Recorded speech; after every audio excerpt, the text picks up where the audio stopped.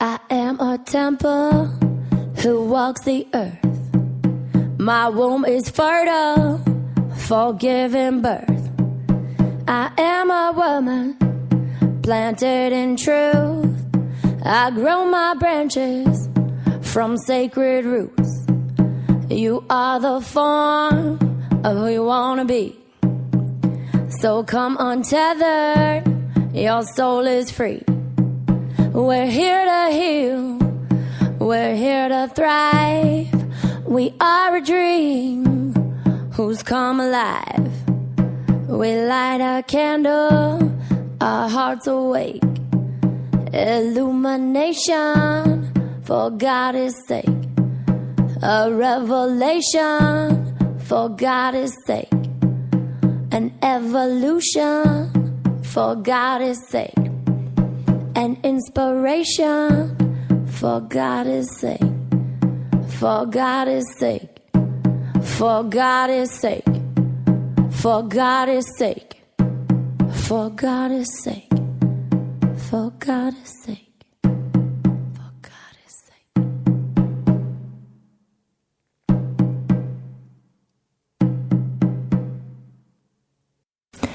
And so it is. Hello, Essence. This is Jody England, and you are listening to Wild Soul Medicine Radio. So here we are again, convening for the medicine that presents itself for us today. And the last couple of weeks, we've taken callers and played in the field of navigating your medicine. And this week, we are going to play with my medicine. I love it when we do that too.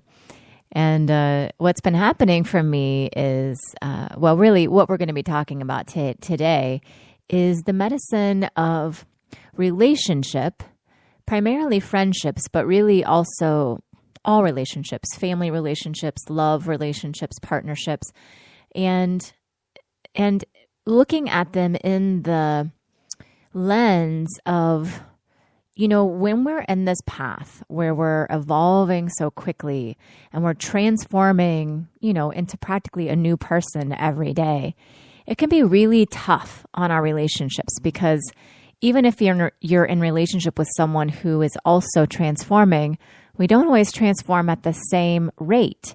And so it can be kind of like, I like to think of it like tectonic plates that are rubbing up against each other. And sometimes there are these seismic earthquakes, that happen when the plates kind of rub up against each other and when our evolutionary paths are not totally in alignment.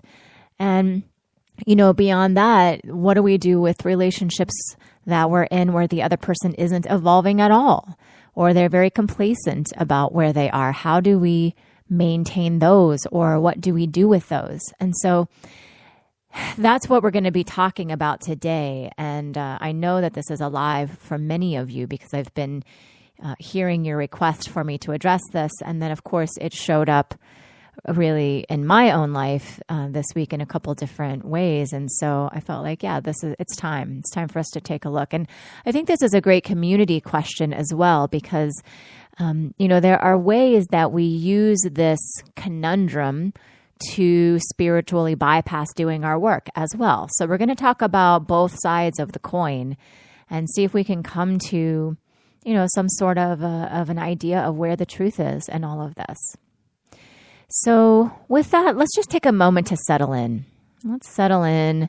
Allow yourself to become present. If you can let go of whatever you're doing, I invite you to just do that for a minute or two right here. If you're trying to eat dinner or get somewhere or answer emails while you're listening, just see if for a moment you could allow yourself to be fully present. Not even present to what I'm saying, but present to yourself. Because this is where all answers live. And, one of the pieces of guidance I keep getting over and over from the universe is go in, go in, go in. Listen to yourself. Stop looking outside of yourself. And so I feel like that's medicine for all of us as well. So in this moment, just see if you can take all of those receptors that normally point outside of yourself. They're tracking, they're doing, they're listening, they're in relationship, right? And just see if you could turn them around right now and focus them in on yourself. Maybe even tuck them all the way in so that all of the parts of your energy can just be within your own awareness for this moment.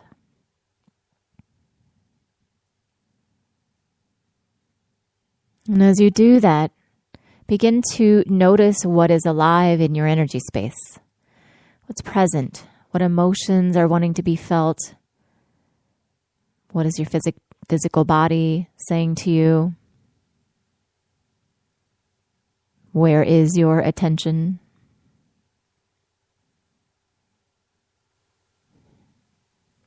And then tend to whatever you notice. So what I notice is I'm a little up in my energy space and I want to be more down and more grounded. So I'm just inviting myself to drop down in.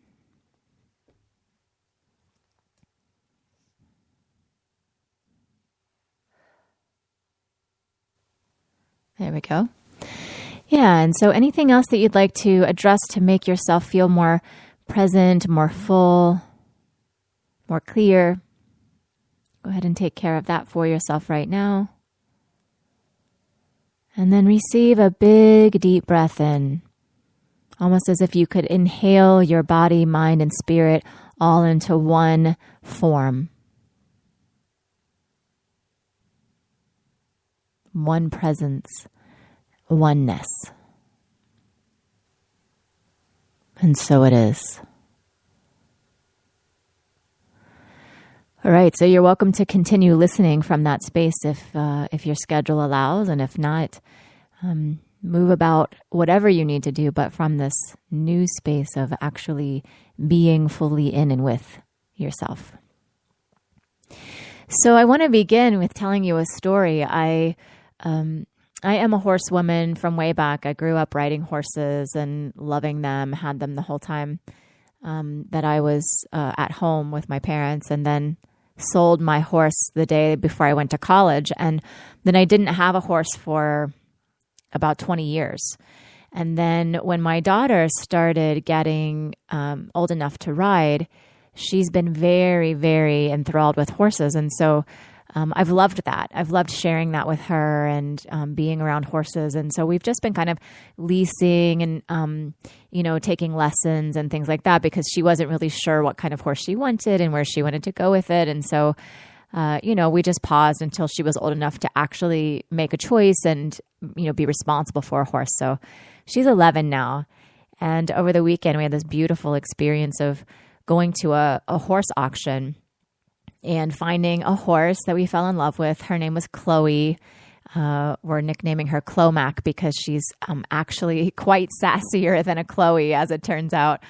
And it was beautiful. I mean, it was like the experience itself of buying the horse with my daughter. It was very emotional, and she cried and I cried, and it felt like this full circle dream come true. And we had ridden the horse and we hugged her and played with her. And when we went to pick her up, the woman who owned her cried and cried as we took her away. And, it was just like she's just such a loved being, and she's highly sensitive and very gorgeous. And so we were thrilled to get her. And when we went to play with her later that afternoon at the barn that we brought her to the barn where she'll live now. And she was a whole different being. She was anxious and frisky and difficult to be with, and she balked and almost got away from me. And so we were like, okay, we'll just let her settle in. And so we went back the next day, and same, very anxious, really hot, very hot to be with. So much that my daughter couldn't even actually pet her because she was so prancy and anxious. And so there was this dissonance, right? Of like, what is this? Who is this being? This is not the friend that we chose. This is not what we thought we were signing up for. And so, to kind of bring the arc around to that story, I had a session with a trainer yesterday, and we were able to settle her some, and we're going to go back today and play. And, she's really giving us our first medicine, which is so in alignment with the message we're talking about today, because isn't this how it goes in friendships? where we choose someone and there's this initial like, oh my gosh, we're soul sisters. I love you. This is the best thing ever. I see you. I am you. I love you. Right. We're going to do everything together and it's going to be amazing. Or, with a man in our lives, like, instantaneous honeymoon, awesomeness. And then, at some point we settle in and things begin to happen. And, it can be confusing because, when we most of us only just operate from this perspective of our own lens. So when things start to come up, we always think it's the other. We always think like, well, the horse looked this way and now she looks that way and it's not my fault and I don't know what's happening. Or, my friend was this way and then we were all cool and now she's doing this thing I don't like. And so it must be her. And so this is piece number 1 of navigating this path, right? Is that it's very, so the first piece of relationship is that relationship is always our greatest spiritual teacher.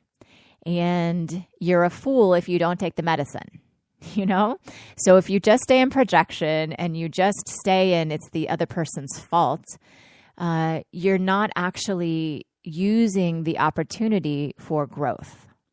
So, so here's what I like to do. The first step is I like to give people the benefit of the doubt. So, when I start noticing that we're growing apart or there's a dissonance, I just like to pause, right? Because everyone can have a bad day or there can be, a bad few weeks or they can be going through a period. So I like to kind of just pause. And then, I like to look inward and see what is it bringing up in me? Like, what is this a pattern that I'm familiar with? What am I thinking about them? What is my story? How can I let go of my story? And in general, I am a fan of 100% self-responsibility, radical self-responsibility, as in everything in my experience I am creating, And that is true. And, so I'm learning these discernments around it always. And the and in this case is sometimes the radical self-responsibility can slide into over-responsibility, as in doing the work for the other, and it's insidious. It's like you don't even know you're doing it. And so, there's kind of 2 pieces to this. So the first piece, let's really talk about this idea of radical self-responsibility. So what this looks like is whatever is showing up in my experience, I have created it, which means that if I want to shift it, I need to shift me rather than shifting them. And I tell this to my clients all the time because, what happens as we get on this road of transformation, usually what happens is we have a big giant leap in our own transformation, and then our ego has us immediately look outside ourselves for who in our lives is not keeping up, right? I call it enlightened snobbiness, like I am so good now, and if you aren't going to do your work, then we can't be together. And I've talked about this on like a past relationship show, that this was something that I did with my husband so much on my early big transformational path. And it still is an issue between us, but it's not the same way, right? So now I get that that's kind of my go-to.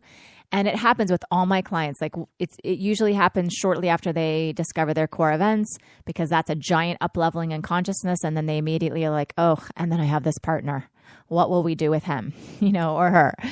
And so, what I say is I want to bring that into your awareness that, so I don't want to create an opportunity for you to spiritually bypass. So I want to make sure you get clear that the message I'm saying today is not to cast off your friendships just because they're not going well or just because the person isn't keeping up, because we're medicine for each other. So I have learned so much from being in relationship with a partner who for most of the 18 years we were together was not on the evolutionary path at all. He's in a lot of ways the same guy that I married. And what I mostly discovered is by evolving that actually, I didn't need him to evolve the way that I was so sure I did all the times that I was stuck on it. And so every time I got stuck on it, it forced me to turn around and go back inward and say, okay, what is it in me that is still creating this feeling or this situation, where I'm doing one thing and he's doing another thing. And so I'm very grateful for that medicine, and I wouldn't change it. And so this is happening in the horse too. Like, as I was talking with the trainer, she was giving me some great tips. Like, she was just doing a little different thing with the horse than I was doing. Or, I grew up kind of being with horses in one way, which was more like dominating and getting them to do what you want, and, disciplining them if they didn't, and bringing the horse into submission. And so I had this thought that with this new horse, I really wanted to be more energetic and spiritual and natural horsemanship and all of that. And so I was being very soft with her. And the trainer was showing me just these subtle nuances of, you can still be kind, and, the boundary is what allows her to feel comfortable and safe. So it's these, just giving her some direction actually lets her know where to be. And it made a huge difference in her. And so, she of course was saying, what I know to be true is that, the problem with most horses is their owner. And I would say the problem with most friendships is you and me. And so I want to lay that as this foundation underneath that, I actually did a whole show called Should I Stay or Should I Go? If you haven't listened to that, that entire show is about this idea of, radical self-responsibility. So definitely go listen to that one if you haven't yet. So I kind of want to use this show to pick up where that one left off, which is there ever a time when radical self-responsibility can't save a relationship? And how do we know? And what does that look like? And I feel like that's the medicine that's been present for me this week, because I have a really important friendship that ended this week. And it's with someone who's been a huge part of my life, who I was really emotionally connected to. And so I've been trying to make sense of it and take a look. And so I feel like I want to sort of share the nuts and bolts of how that looked and what I've come to about it at this point. And, I just feel like all of these things happen so that we can, refine like what's the next level of our learning. So for some of us who are earlier on our soul path, or who are in a different place of our evolutionary soul path, or within a relationship, we may need to spend a lot more time hanging out in self-responsibility. And again, your ego will be like, oh, I've done that. Now I want to move on to the next piece. What I want to say is I did this for, almost 2 years with this friend, of continuing to go back in and look and do my work and do my work and do my work. And so what ended up happening, we had a rub over a particular dynamic in our friendship the entire time we'd been friends. And, I really, from my end of the relationship, I really took that as medicine every single time. And so I was doing a lot more of the work in the friendship, is what it felt like. And then there were points when she was doing a lot of work. And so we were those tectonic plates, right? And in some ways, her growth catalyzed my growth, and my growth catalyzed her growth. And it was this beautiful drafting off one another, and it was magical. And then what started to happen, particularly after this big last transformation that I had over the equinox weekend, and then the health issue after that, and the ego death and all of that, is I came out of that with this different, almost like a compass reorientation in my system. And suddenly it was like, I can't be with this dynamic the way it is for one more day. Like, it has to stop. And the dynamic, because I can feel you're curious about that, the dynamic was around energetic exchange, like me feeling like I was giving way more, giving all, actually, not even just more. I feel like I was giving all and she was giving none. And she was having a really successful experience of being in friendship with me, and I was kind of feeling like I was carrying all of it, And so I had gone to her and said, what I need from you is to have you honor me. Like, so it doesn't have to be like, I give you this, you give me that. I do this, you do that. It's more like, I need to feel like you can honor me and meet me in a way that's actually an exchanging with us as human beings, like soul to soul. And she wasn't able to see it. She wasn't able to see it. And not only that, but she wasn't interested in looking at it. And then got into a lot of projection and, all of that. And so, as a reforming lone wolf, I had been really slow to cut this relationship loose because that's my go-to. So as you start to understand your soul path, what I always suggest is doing the opposite as much as you can. So I had been like, okay, even though this doesn't feel good, I'm going to keep doing business with her. Even though this doesn't feel good, I'm going to, hang out with her in this way. And it was funny because it actually took some other beautiful sisters who know her and who know me to kind of give a wake-up call and say, hey, wait a minute, what is this you're doing? Why are you doing that? And what does this look like? And I was like, well, I was having some of the same thoughts about it, but I was trying to work my edge of radical self-responsibility, right? Like there must be something in me that continues to be available for this kind of exchange. I'm also a great mother, right? More energy out than in. So I just need to fix that. And then she'll show up a different way, And most of the time that's true. Like in the very beginning, without having done a ton of work, that is always true. And then I got to this point where it was like, so they were giving me advice, like, well, maybe you should set a boundary and maybe you should try doing it this way or that way and telling her you're only available for this or that. Do you think you could do that? And I was like, I could do that in my sleep. That is how I roll. I was really just doing the opposite. And as I tuned in with myself, it was like, of course, what's needed here is a boundary, just like with the horse, right? Like I'm trying to be something else, but in my trying, I'm not actually being myself, So it's like I had gotten all the medicine that there was to get. And then there was a point where the medicine was no more medicine here. Do you know what I mean? And I think this is kind of the dance that we play in this evolutionary forward momentum, is getting all the medicine we can glean from the relationships before we let them go, and then having the wisdom to know when we are complete, when we've gotten what we need to get, and then we need to create a boundary or create a separation or move on, And so that actually ended up happening. I had a conversation with her. She actually said that she didn't want to move forward with me anymore, which of course activated some of my stuff. And then I got in trigger around it. And then I was like, fine, I don't want to be friends with you either. And so my lone wolf came in. And so that got confusing too, because it felt like, well, I thought it was time to move on, but now I'm so triggered, and I'm putting markers on her, like on, I know that she's got this important piece she's not seeing and, like kind of wishing her, not success because she hasn't seen it. And I was like, okay, like I got to figure this out. I got to figure out where the freedom is. Is it, what work still needs to be done here? So I did a bunch of energy work on it yesterday and I discovered something really fascinating.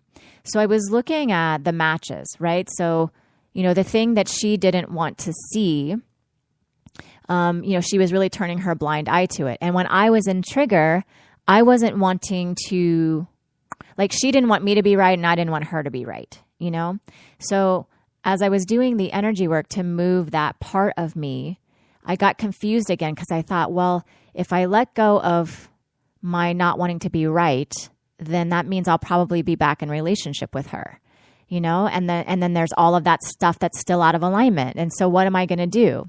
And this is how our ego works, right? This feeling of either or, like I have to not like that person or be in reaction to them in order to be out of relationship. Because that's what we've seen, right? Like our parents were together, if they stayed together, they either weren't in relationship usually, or they fought and then they hated each other and then they divorced, right? And so we haven't seen a model for healthy separation of relationship for the most part. I mean, I certainly never had. And so as I did this clearing, what I discovered is that actually my holding her in judgment moved me out of my own clarity, right? So it's like with the horse. If I hold the fear that she's going to hurt me, she is going to hurt me. And it's not about saying, okay, I'm totally here and not protecting myself, right? Because she could hurt me, even accidentally. So it's about letting go of my fear and setting a firm boundary. Like, this is not okay. You can't step on me. You can't run over top of me, right? And so from that place, I get to be fully in essence and also decide I don't want to play that way anymore. I love you and I don't want to play that way anymore, you know? So, and that felt like a beautiful awareness of like, of course. So all the things I was seeing were true, were true. There was a misalignment in that relationship. I was giving more. She's not actually available for giving an equal amount. And all can be well. All can be well. And we can move on. And blessings for the catalyst that relationship has been for me, as all of them have been. And so I kind of want to do a couple of things with you today. First of all, I want to invite you into a review of your past relationships. The ones that you still have markers on, that you might be holding grief or a grudge or a righteousness around, you having to escape them or survive them or, get away from them or any of those things, because as long as you hold that, you're bringing the energy of that into your current relationships, which totally doesn't serve, right? So let's just do an energy exercise here. What I'd like to do is have you pick one person. You may have several, especially if this is how you do relationships, right? So the warriors probably have lots of grudges that need cleaned up. The great mothers probably have lots of martyrdom relationships to clean up. The shapeshifters probably have lots of people they're still carrying that they ought to have let go of a long time ago, and they're resentful that they haven't. Mystics are probably in flight from relationships, from violent ones, and so there's I barely survived that, or I can hardly look at it because it was so dangerous and scary. Heroines are probably still in relationships that they think are good because they haven't examined them, so they're trying to make them sunshiny, even if authentically they're not actually feeling it or not feeling a connection there.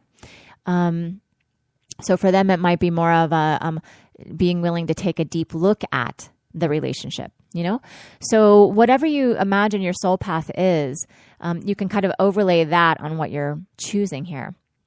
But just choose one relationship that you can still feel there's something there. There's some kind of a charge or a trigger to it still, all right?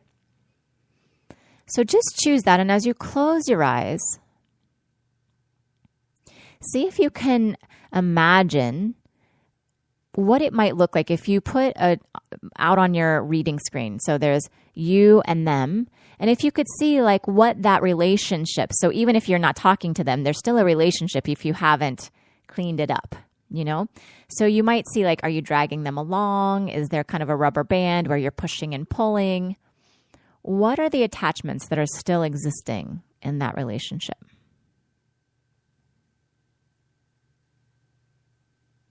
I worked with a woman the other day who we were talking about a past relationship, and it was with a guy, and she was still making him so wrong. It was almost like even though she didn't speak to him anymore, the way she would think about him and hold him in her energy space, it was like he was face down in the mud and she had her foot on top of his head, right? Like wrong.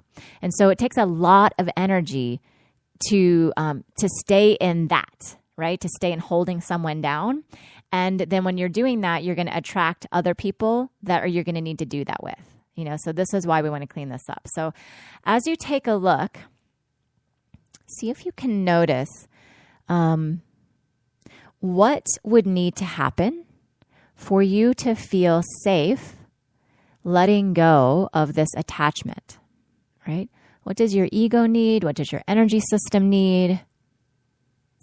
If you're needing to know that you're right, you may begin by telling your ego, like, I'm totally right. I'm totally right. And do I want to be right or do I want to be free? Right? That was the question I had to ask myself. Being right doesn't actually feel as good in my system as freedom does.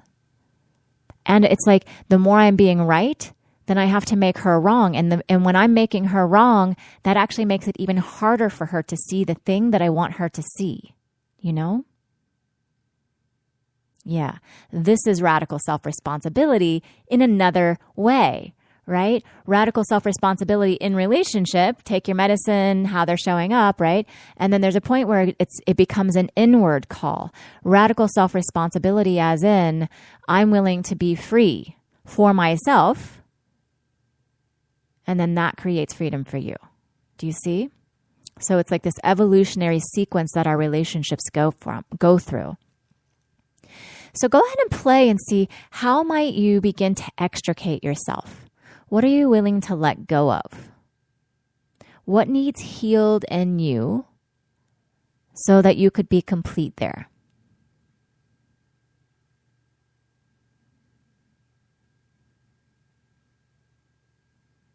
And so in energy world, you can make anything happen. So you could imagine creating, like if it doesn't feel safe because this person hurt you in some way, if that's not physically happening in this 3D world anymore, energetically, you could just imagine that you can put a barrier between them and you, or you could bring in some angels to guard you, or, whatever that might look like in your system so that you can actually feel like you can create safety. Or if if your heart is hurting, if there's a wound in your heart, sometimes subconsciously we're waiting for that other person to do something to heal our heart because we think it was their fault. But actually the only person who can heal our heart is us. And so in this moment, could you put some salve on that tender place? Could you sew it up? Could you bandage it? Could you give it some love? With some gratitude for the medicine, thank you for that learning. That was, so important on my path. That's how I feel about all the relationships that I have let go of. That they all have helped me and they've really all made me who I am. It's like, it's been in those relationships I've discerned what I'm willing to put up with and, where my ego is and where my soul is and how sisterhood happens, I really bless the people who've been brave enough to be in relationship with me, because it's not easy. I demand a lot in relationships. One of my prime requirements for a relationship is an intense commitment to personal evolution, right? And it's a much higher commitment than most people. So, the people who have been able to continue being in relationship with me for a long time are people who are willing to burn in the fire in the same way that I do, and it's not for everyone. So I really bless those people that burned with me as long as they could and then are like, I'm out. I'm out. I tapped out, And certainly sometimes that happened not because I knew better, right? Like I actually feel like this is probably the first separation I've done that was in alignment where I am really clear and I am in alignment rather than reaction in the separation. And so, so I have not gotten it right most times, just to be really clear about that. And this one feels at the moment like it is in truth and it is in service of me and really just of me. At this point, I don't care if it's in service of her because, it's about me doing what I need to do for me. Radical self-responsibility inward. So continue working with that clearing and see what else could happen so that you could let go. For years and years, one of my first businesses, I had a business partner and we didn't really end on great terms. And I really held a marker on her for a long time and she on me. She still might actually. I feel like she does sort of hold one on me. And there was a lot to sort out from that, mostly because I didn't want to look at it. I felt like a failure. I was embarrassed by the business not working, so I say all of this because there's going to be a lot of people you can come back and do this exercise with. And again, the point is not to collude with why ever you left them or to make it okay or to have to be back in it or back with it. It's to free yourself. Because if you don't do this energetic cleanup, you're not free of it. You're still in relationship with it. right? So as we look into this person that you're playing with, get creative. It doesn't have to be perfect. Just try some things on. And if they don't work, then you can try something else. Yeah. And sometimes we have contracts with people. Sometimes we have a contract before we come here that we will walk a certain part of our path together. And I think there's this romantic notion that our soulmates, that our soulmates are meant to be lifelong partners who complete us. And there's this, unending love and there's never any conflict. And in my experience, soulmates are hardly that. Soulmates are most often people who have the most medicine for us or who show up as villains for us or who really push our edges. And like my husband and I are in this beautiful period right now, but most of our, a lot of our marriage has been more medicine-y, and all of our past lives were extremely medicine-y, where like I was in prison for being a witch and he was my jailer, or, he was championing a cause and then I didn't give him the time of day, right? Like all of those soulmate medicine pieces where we were not happily, blissfully enjoying our lives together, And the same with friendships. People come in and out of our lives to wake us up and to show us things we wouldn't see without them there. And so sometimes if you take that bigger cosmic view, it makes it easier to let go of any residue or markers you may still have on them. And you may call forward, like if it's particularly sticky, you may call forward and say, is there a contract here that needs to be completed? Right? And so you can just imagine one of your guides showing up with a contract. And then you can take a look at it and say, okay, what do I need to know to complete this contract? What do I need to know to complete this contract?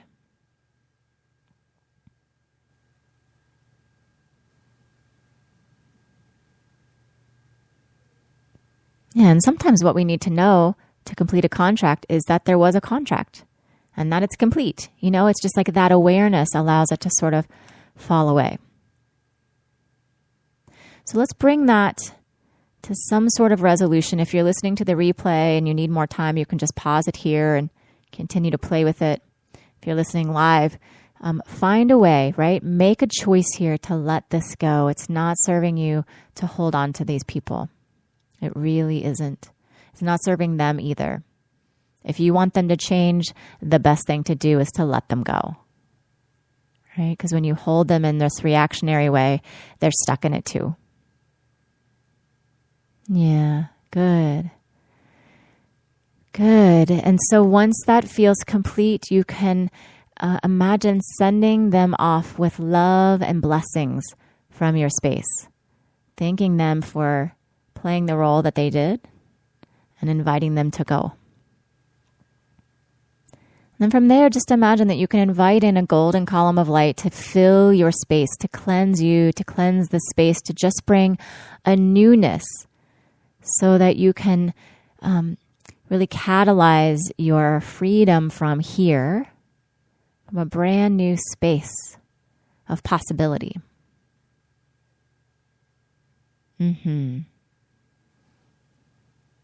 Yeah, beautiful. Beautiful. So you can continue to work with that if you need to, or you can bring yourself back into awareness. So let's see. The next thing I want to talk about is just feeling into, so let's say we clean up all of these past relationships, right? And then there's the question of moving forward. So this is where it's like, okay, great. So I just lost one of my closest friends. If you're like me, you don't have a lot of close friends. So now you might be down to 0 close friends or 1 or 2. And so the question is like, how do I call in people who won't disappoint me? Like this is where the ego goes, who won't disappoint me, who will grow as fast as me, who can really be there for me, who get me. And I definitely spent some time in that space after, after my conversation with my friend around like, okay, do I need to pick different friends? Do I need to get out of these relationships quicker? Do I need to not, maybe I'm just not meant to have friends because of who I am and how I evolve. And so I think those are all really valid questions to entertain. And certainly, every soul path will have a different answer.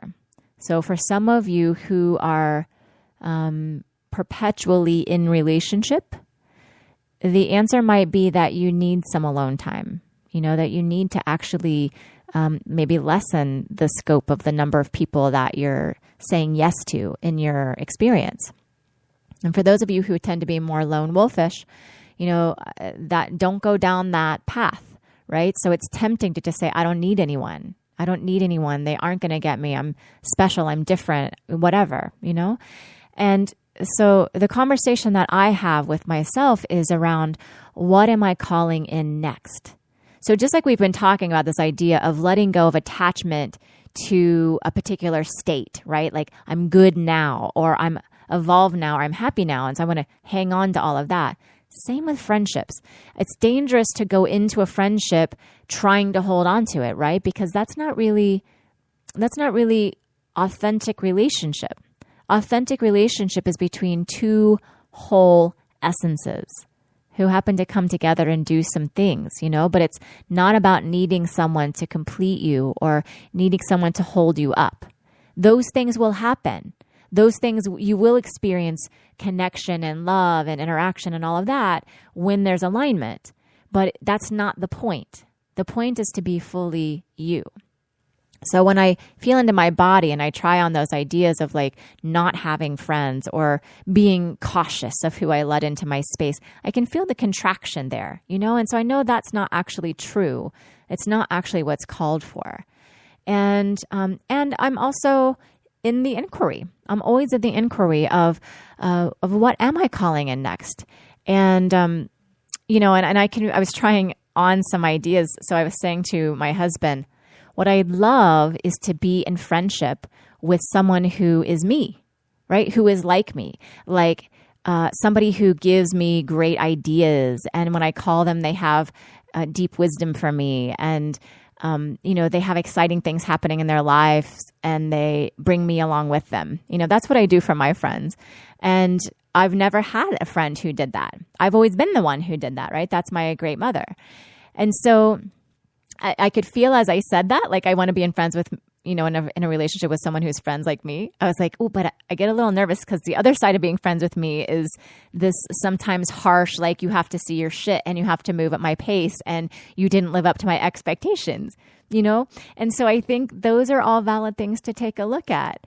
Rather than getting in your pity party about what your friends are or aren't doing, and continuing to do your work even as you are refining and discerning who and what you're calling in next. Many of us, I've talked about this on past shows too, great mothers have this story about, being isolated. So we often put ourselves in, cities or groups where we are the only one. And so there isn't anyone around us who is like us. And so we don't have friends or we have them far away from ourselves. And, all of that is a story that needs unraveled as well.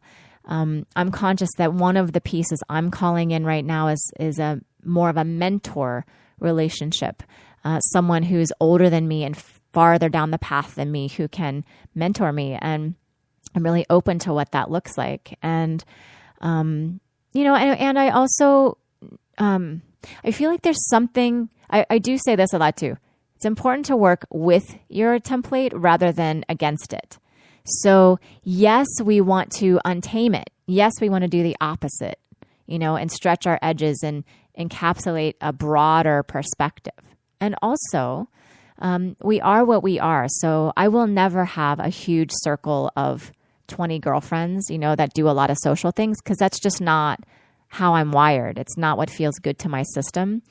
But I do desire to have a, one or two more deep friendships with people who are intensely devoted to what I am. And I do have several beautiful friendships like that. And I'm open, I'm open to learning. And what I'm very clear about after this experience is this awareness that I'll take forward of using relationships as catalyst and as medicine and deepening into what I need to learn from them. And then also being willing to honor myself, right? To always honor myself and to when it's time to let go, to gracefully let go, you know? And I don't think in general there's anything wrong with hanging out just a little longer to see, you know, especially if your tendency is to, well, let me just say, depending on your tendency, right? So if you're great mother warrior, it's fine to just hang out, give one more chance and give one more break, you know, and then be sure that you're not just leaving out of reaction. But I think, so I wanted to speak to this, right? Because the question is, so many of you have said, like, how can I even find friends when I'm on this path? And this is what I want to talk about within our community, you know, is I think there is plenty more room for grace amongst us, right? Because we're all evolving. And so, you know, there can be a way that in some ways we're messier than people who aren't evolving, right? Like there's a more clarity in some ways, and then there's more messiness because we're in turmoil. We're pushing the edges. We're, you know, grabbing for the next trapeze bar, and sometimes we fall and make a gigantic mess of things. And so I feel like letting each other have space to do that and still loving each other is really so important. And also knowing that this kind of a path will result in lots of dead relationships along the side of the road. You know, it is the nature of the beast. And for me, it seems like I rarely have relationships that make it beyond, you know, like 18 months is kind of the longest. This one I'm letting go of is one of my longest ones. And, you know, other than that, it might be 6 months because I'm just growing too fast.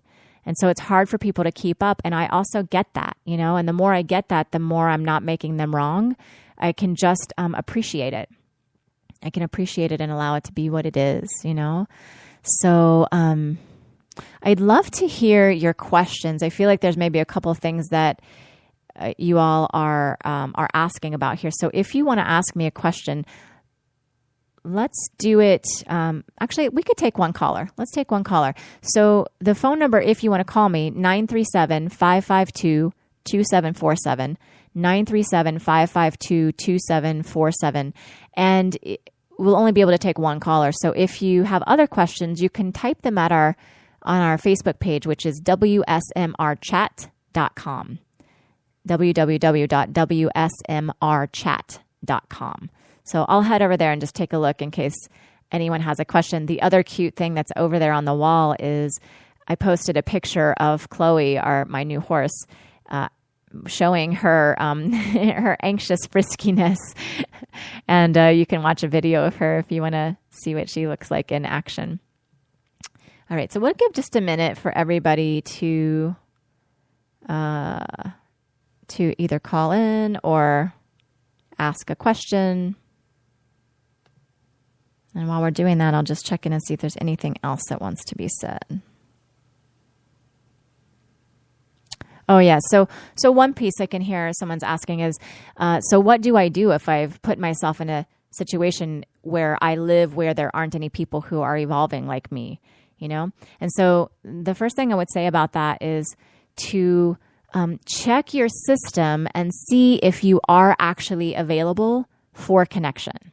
So so this is back to that kind of phase one, which is radical self-responsibility, looking at what in my system is creating what seems real here, you know? And so for me, because I have that same situation, and it was largely part of my lone wolf and part of my story about people not getting me. And so I don't even try to have people get me. And I constantly, you know, tell the story that nobody here is like me. And so therefore all of my friends are somewhere else and I don't see them that often, or I have to fly across the country to be with them. And, you know, so as you start healing that in yourself, you'll be amazed at what will happen, where suddenly I'll never forget, I actually went to a drum circle. I was healing this, right? So I was in this process of like, okay, I'm going to try to make connection here. So I went to this drum circle. It was about 40 minutes away from where I actually live. And I showed up there and, again, immediately I'm judging all the people. They're, not my people and this and that. And then I sit down to begin the drum circle. And this woman beside me asked me where I'm from. And I say Troy. And she says, oh, really? I have this friend who lives literally 2 streets over from me, who's this like psychic, and she's a medicine woman and she has gatherings at her house. And, I just had to chuckle, right? I had to chuckle because I was so sure that doesn't exist here. And then I drive, 40 minutes away and find out it exists right by me, so it has to do with making yourself available for it. And then, healing the parts in you that would keep that from happening. So that's one piece. And then there's the navigating of the current relationships. But I also kind of feel like when you step into this work, there can definitely be an acceleration of your path. And so it can be a little disconcerting as you start to speed up. You may actually see a lot of people falling away sort of soon. And, that doesn't have to continue, but it may have to continue because every time you evolve, there's like a new level of like kind of like the mud settling that has to happen in order to realign, and that just seems to be the nature of the beast. So let's hold on one second. I'm going to take a caller and see if there's a question we can answer. Hi, this is Jody. You're on the air. Who's this? Hi, this is Aurora. Hi, Aurora. How are you? I'm well. Can you hear me? Yes. Can you hear me? Yes. Beautiful. What question do you have? I guess what's coming up, I'm loving this conversation and it speaks to me. So thank you. Mm-hmm. And I guess what's coming up for me is I totally have this pattern of being the lone wolf and then saying there's no one in my area that's like me. And I guess my question is, I do tend to walk in the edge and go to the areas that I'm not always aligned with, but I appreciate the challenge. So I kind of enjoy putting one foot in there. And I guess my question is kind of around how long do you do that for? And it's not really feeling right. It doesn't feel aligned. To have one foot in an area that it's a particular community. And is my question making sense? It's like I know that relationship is also medicine for me, and my resistance towards it is medicine, and yet I'm wondering if it's almost like self. Yet it's not soulful. Yes. Does that make sense? Yeah. So it feels like what you're asking is, how do I know when to stay and when to go, basically? Yeah. Right? Yeah. That is the $1 million question. Yeah. And I feel like, in a certain way, there's always more medicine. Like you could keep staying for the rest of your life and you'd be learning stuff, And so what I like to ask into the energy space and into like whatever your discernment technique is, whether it's into your body or into your intuition, is there more medicine for me here now? Yeah. Yeah. And I'm just kind of feeling into that with you as we look into it. Like what it feels like to me is it almost looks like you staying with one foot in that community sort of sucks you in, in a way that doesn't look like you're in your power, or you're not edge walking anymore. It looks like you're actually kind of falling into something that is behind or beneath the edge that you're supposed to be walking. Does that make sense to you? Yes. Yeah. Yes. Yeah. Yeah. And, sometimes that's the medicine, right? Like I'm playing in this container because it's a little smaller than I'm supposed to be playing, Yeah. Yeah. Yeah. Yeah.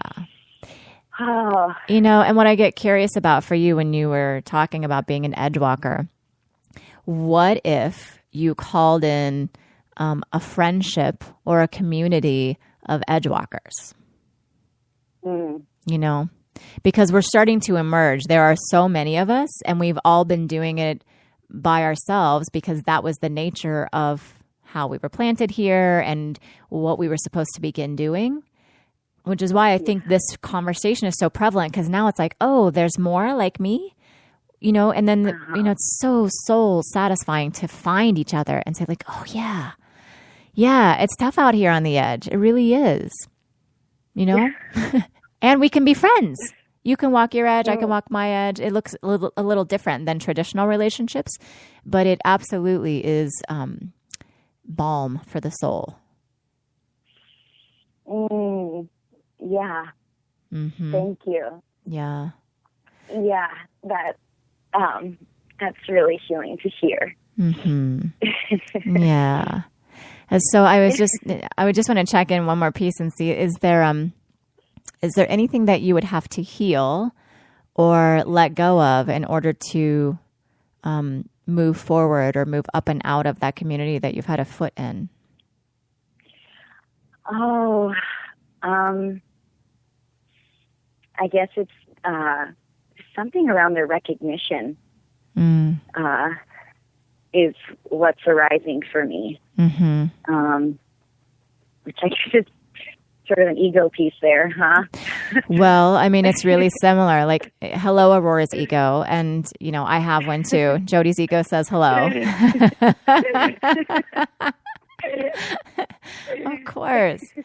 Of course, which is exactly where I got sucked back into my friend. You know, like I was super clear what needed to happen. And then when she divorced me, I was like, wait a minute, I'm the one who was right. You know, my ego was like, I need you to recognize how right I was, which sucked me back in, you know? Right. So, you know, I feel like so what it was for me is, can I, so do this exercise with me. I want you to imagine that you can see yourself standing right there on the edge. To me, it almost looks like there's sort of a black hole that is that community. And then there's this like small edge that you're walking outside, like a lip or something, you know? Mm-hmm. And I can see there's like an energetic attachment that comes from you down into the well. And it's kind of like searching around for who can validate me. You know, who can I save? Are they changing? Can they see what I've tried to do for them? You know? And there's nothing for it to land in. So the healing would be, could you pull that energetic attachment up out of there and hook it right into your own heart? Yeah. Yeah, and just try it on, right? It might be scary to do that, but just try it on. Mm-hmm. Coming up slow, but it's coming in. Mm-hmm. Yeah, I'm going to let you feel like a red light. Yeah, go ahead. I just feel like a red gem from a fish hook. Yeah. Coming up slowly. Mm-hmm. Here's what I've discovered. So many of us edge walkers, we carry our prime directive as this belief that we have to wake everyone up all the way in order to be successful. You know? Yeah. Yeah. So it's hard to let go of the stragglers for sure. You know? Yep. Yeah. And really, if you think about it, what an edge walker does is we're opening doors. You know, we're opening doors, opening doors, opening doors. So it's not about staying there making sure every sheep gets through the door. It's about opening the door, you know, and then you move on to the next door. Yeah. Yep. Yeah. Yeah. Absolutely. Yep. And we do it with discernment, and we do it with non-attachment and non-judgment. And so we have to do our work, right? We can't just be running away. And it feels like you've done the work you needed to do there. Oh, yeah. Mm-hmm. Mm-hmm. That feels really good. Yeah. It feels like the first time. Feels good. Yeah. Wow. Oh. Yeah. And it's the same dynamic. As you pull that attachment up out of there, you actually open another door of possibility for them to do it on their own. Mm-hmm. I see lots of doors. Yeah. Yeah. You have many to open.